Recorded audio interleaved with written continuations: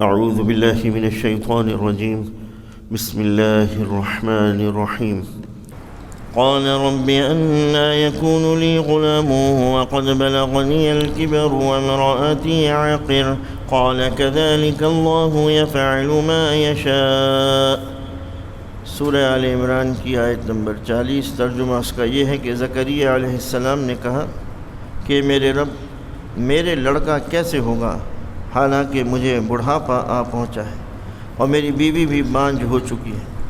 فرشتے نے کہا کہ اسی طرح اللہ جو چاہتا ہے کرتا ہے۔ اس آیت کی تشریح ہے کہ اللہ تعالیٰ کی طرف سے حضرت یحییٰ کی پیدائش کی بشارت ملنے کے بعد حضرت زکریا کو خیال پیدا ہوا کہ ظاہری اسباب سے تو بچے کا پیدا ہونا محال ہے، اس لیے انہوں نے بارگاہ خداوندی میں عرض کیا کہ اے میرے پروردگار، میرے ہاں بچہ کیسے ہو سکتا ہے، کیونکہ میں تو بالکل بوڑھا ہو گیا ہوں، میری بیوی بھی بچہ جننے کے قابل نہیں رہی۔ فرشتے نے اسی وقت جواب دیا کہ اللہ تعالیٰ کا امر سب سے بڑا ہے، اس کے پاس کوئی چیز انہونی نہیں، نہ اس کے لیے کوئی کام بھاری ہے اور نہ وہ کسی کام سے عاجز، اس کا ارادہ ہو چکا، وہ اسی طرح کرے گا، یعنی تمہارے بوڑھا ہونے اور تمہاری بیوی کے ناقابل تولید ہونے کے باوجود بچہ پیدا ہوگا۔ قال رب اجعل لي آية قال آيتك ألا تكلم الناس 3 أيام إلا رمزا واذكر ربك كثيرا وسبح بالعشي والإبكار۔ زکریا نے کہا اے میرے رب، میرے لیے کوئی نشانی مقرر فرما۔ اللہ نے فرمایا کہ تمہاری نشانی یہ ہے کہ تم 3 دن تک اشاروں کے سوا لوگوں سے بات نہ کر سکو گے، اور اپنے رب کو کثرت سے یاد کرو اور صبح و شام تسبیح کرو۔ اس آیت کی تشریح ہے کہ پھر حضرت زکریا نے اللہ تعالیٰ سے درخواست کی کہ میرے رب، اگر یہ ندا جو مجھے دی گئی اور آواز جو میں نے سنی تیرے فرشتے کی ہے اور تیری طرف سے میرے لیے بشارت ہے، تو استقرار حمل کی کوئی علامت مقرر فرما دے اور شیطانی وسوسہ میرے دل سے نکال دے، تاکہ اس کو جاننے کے بعد تیری نعمت کے شکریہ میں، تیری عبادت میں مشغول ہو جاؤں۔ اللہ تعالیٰ نے فرمایا کہ اس کی علامت یہ ہے کہ تندرست اور صحیح و سالم ہونے کے باوجود تو 3 دن تک لوگوں سے بات نہ کر سکے گا سوائے اشاروں کے، اگرچہ اس وقت لوگوں سے بات کرنے کی قدرت نہ ہوگی مگر اللہ تعالیٰ کے ذکر پر قدرت ہوگی۔ لہذا جب یہ نشانی ظاہر ہو اور لوگوں سے بات کرنے کی قدرت نہ رہے تو اس حالت میں اللہ تعالیٰ کو کثرت سے یاد کرنا اور صبح و شام اس کی تسبیح میں لگے رہنا۔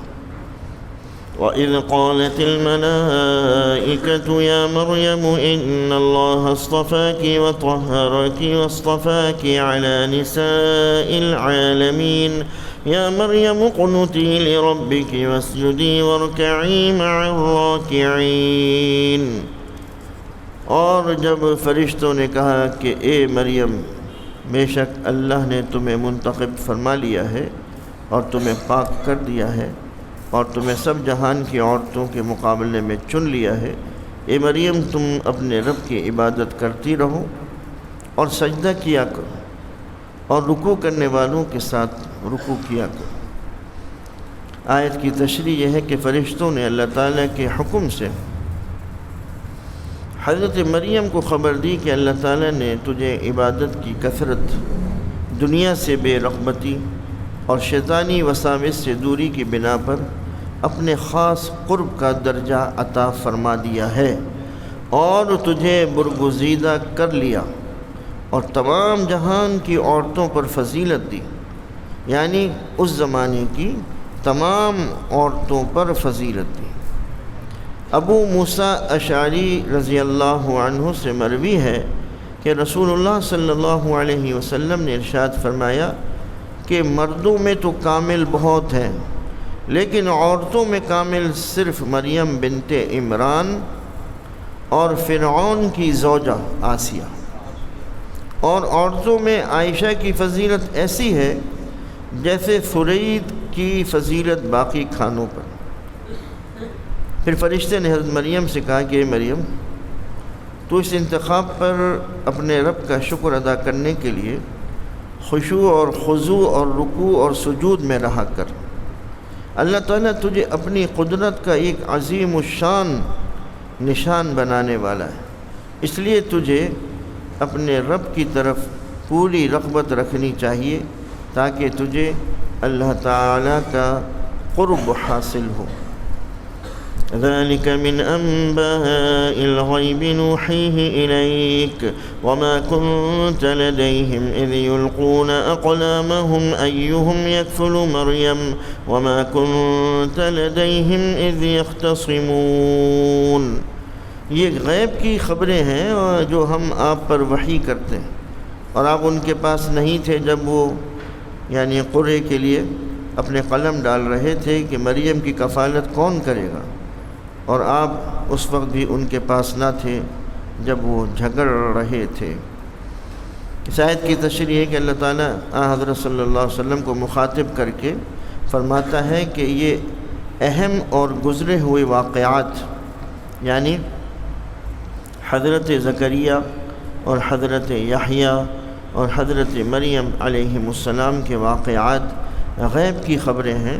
جو وحی کے ذریعے ہم نے آپ کو بتائی ہیں۔ اے محمد صلی اللہ علیہ وسلم، ان خبروں سے نہ تو آپ واقف تھے اور نہ آپ کی قوم، اور اہل کتاب کے احبار و رہبان میں بھی بہت کم لوگ جانتے تھے، اور آپ وہاں موجود نہ تھے جب وہ قرآن اندازی کے لیے اپنے قلم جن سے تورات لکھتے تھے دریا کے اندر ڈال رہے تھے، اور نہ آپ اس وقت ان کے پاس موجود تھے جب وہ حضرت مریم کی کفالت کے بارے میں آپس میں جھگڑ رہے تھے، اور ہر ایک چاہتا تھا کہ وہ حضرت مریم کی کفالت کے شرف سے مشرف ہو جائے۔ حضرت زکریا نے کہا کہ میں اس کا سب سے زیادہ مستحق ہوں کیونکہ اس کی خالہ میری بیوی ہے۔ بنو اسرائیل نے کہا کہ اس کی کفایت کے ہم زیادہ حقدار ہیں کیونکہ یہ ہمارے عالم کی بیٹی ہے۔ آخر قرآن اندازی کے ذریعے حضرت مریم حضرت زکریا کی کفالت میں آ گئیں اور وہی اس سعادت سے مشرف ہوئے۔ یہ سب علم آپ کو وحی کے ذریعے حاصل ہوا، اور یہ آپ کے نبی ہونے کی دلیل ہے، کیونکہ آپ نہ پڑھے لکھے ہیں کہ اہل کتاب کی کتابوں سے یہ واقعات پڑھ لیتے، اور نہ آپ اہل کتاب کے ساتھ اٹھے بیٹھے ہیں کہ ان کے زبانی سن کر آپ کو معلوم ہو جاتے۔ پھر اہل کتاب کے پاس بھی صحیح علم موجود نہیں، انہوں نے صحیح واقعات کو بدل ڈالا ہے، لہذا یہ تمام واقعات آپ کو وحی کے ذریعے ہی معلوم ہوئے، اور یہ آپ کی صداقت کی دلیل ہے۔ جو لوگ اس دلیل کے بعد بھی آپ کی نبوت کا انکار کریں وہ گمراہ اور سیدھی راہ سے بھٹکے ہوئے ہیں۔ وآخر دعوانا ان الحمد للہ رب العالمین۔